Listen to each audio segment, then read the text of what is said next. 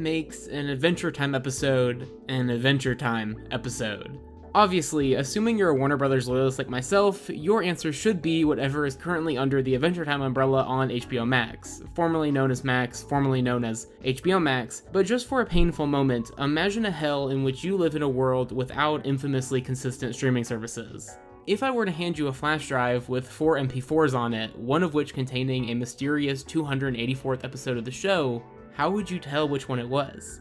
You couldn't use the art style, as that changes pretty consistently and occasionally drastically. You couldn't use the tone, as episodes like Jake the Brick and The Wild Hunt feel entirely tonally different. Even the setting and literal universe can change entirely between back-to-back episodes. No, in order to make this distinction, you would need to see the show as something more abstract. As a perspective, a collection of ideas ostensibly unrelated, but connected in ways only seen when viewing the entire picture. You need to see Adventure Time as a cycle. Adventure Time Episode 6-7 Food Chain is the second of what fans commonly refer to as guest animated episodes, ones where people from outside the show take over much of the creation of the quarter hour. How much input the show's regular crew had on these varied quite a bit, but I think it's fair to say that Food Chain perhaps had the least oversight of any of the show's outings, with Masaki Yuasa and his team leaving more than just their fingerprints all over this thing. But while this is definitely a group of artists taking an opportunity to have an episode of their show directed by one of their heroes, it is also distinctly an Adventure Time episode, and it's kinda hard to put your finger on why. Perhaps it's the fact that this episode is, to put it simply, about cycles, just like a good chunk of the show. It's almost harder to point to parts of Adventure Time that aren't pretty much about loops, with stuff like Stakes ending with Everything Stays, the entirety of Season 6, and the fact that the show chooses to end with affirmation that, no matter what, roughly the same stuff will continue to happen, all pointing to this as arguably the theme of Adventure Time. It's even easier to make the specific connection to this episode, with Magic Man's food chain shenanigans trapping Finn in a perpetual little bird big bird bacteria caterpillar loop, and the episode doing the very on-the-nose ending that perfectly loops around to the start. However, I kinda think the emphasis this episode puts on the cyclical nature of its parent series is even a bit deeper than initially seems. A lot of why I believe this comes from the tiny bit of the episode script that's not inherently goofy, which comes during the conversely lovably goofy finale song. During this ending beat, Finn, and eventually the disconnected voice of PB, describe the forces that push their universe towards these same conclusions over and over and over again as endlessly harsh, but not careless. This conceptualization of this theme of the show is actually something I think hits deeper at the heart of the series. Not only the idea that existence is cyclical, but that it still has meaning despite that. Just because the main character of our show isn't the only Finn-looking guy to have adventures and save his world and such, that doesn't make what we watch any less important. It's this kind of immensely beautiful take on ideas that Adventure Time won't really fully dive into for a few more seasons, and the fact that it comes out of an episode as disconnected from the typical creation of the series is just so interesting to me. But none of that really answers the question from the top of this video. Sure, Food Chain is an Adventure Time episode mostly made by different people, but take most hypothetical screen grabs from this one, and you get what mostly just looks like a color-shifted take on the show.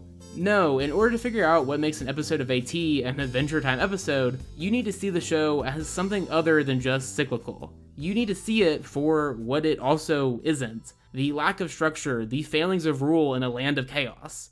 You need to see Adventure Time as madness.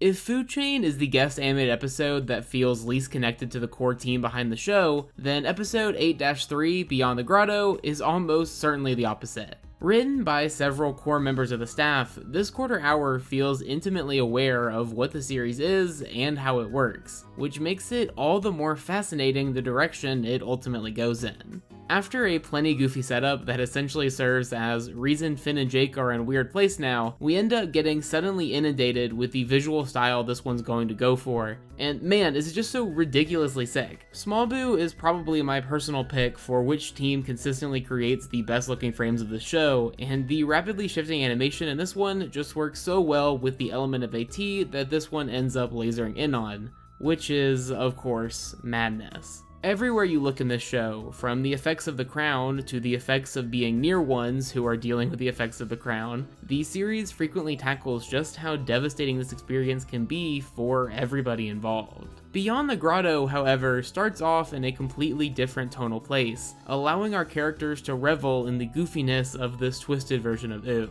Sure, hearing one of the water nymphs scream a warning to not touch the purple stuff was a bit ominous, and yes, Flower Marcy does sing about how horrifically trapped she feels, forced to watch the same thing over and over and over again.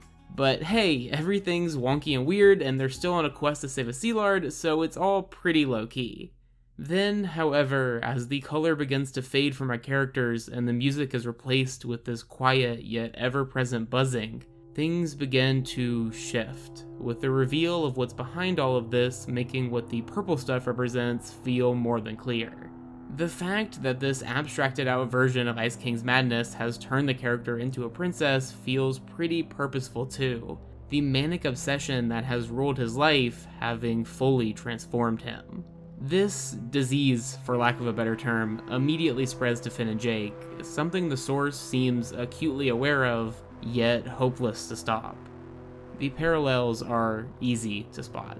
Finn and Jake spend the rest of the episode bumbling around with no memory of who they were or why they're here, haunting messages from characters like B. Emo bouncing off them as they descend further and further and further.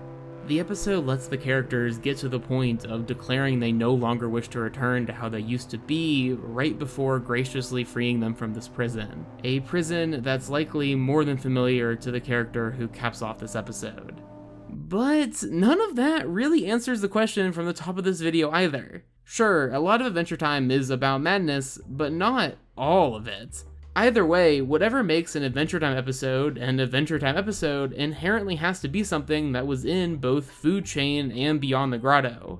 Two episodes that are only ever grouped together when talking about how different they are from everything else in the series, including each other. But there is one thing these episodes have in common. See, in order to figure out what makes an Adventure Time episode, you need to see the show as something other than just madness. You must also see it as something more concrete, something more inherent, something more obvious. You must see Adventure Time as its characters.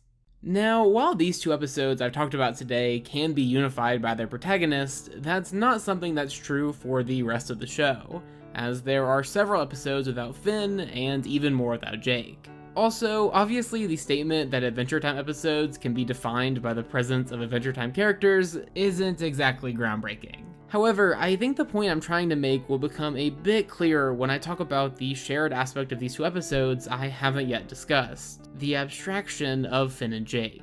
In Food Chain, the protagonists become rapidly shifting representations of the episode's titular process, constantly changing form without any sense of what's being done with them. Meanwhile, Beyond the Grotto does the opposite, allowing our main duo to retain their human and canine forms while also simplifying them down to just that, with them forgetting their names and their pasts and only referring to themselves as boy and dog, those who help those who can't help themselves. And it's this fact that I believe answers the question from the beginning of the video. The idea that despite everything they do to these characters, removing them from their world, their art style, their past, their species, their sense of self and relationship with the show from which they came, they still feel like Adventure Time characters. Even when looking at the non-Finn and Jake beings that populate these episodes, from the twisted version of Ooze inhabitants found in the grotto to Aaron the female caterpillar that Finn falls in love with under Magic Man's spell, you'll find the distinct blend of inherent goofiness and casually introspective philosophy that fills the show from front to back.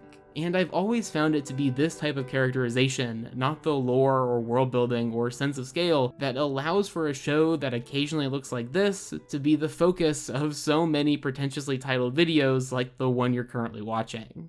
So, if you ever are in a situation where your life depends on your ability to decipher the adventure timiness of 4 video files mysteriously given to you, don't bother wasting time focusing on what the episode looks like or who's in it or if there's a mollusk hidden in the corner at some point. Instead, just try to determine if the characters that do pop up are capable of both consistently making you laugh, while also causing you to question every single thing about yourself.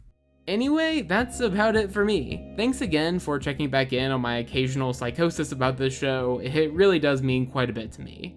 If you want more cartoon takes that are generally worse and less thought through, I'm over on Blue Sky a few times a week. But either way, this has been AmpleSamuel, and I'll see you in a couple of weeks with a video that, statistically, you won't click on. Thanks for watching.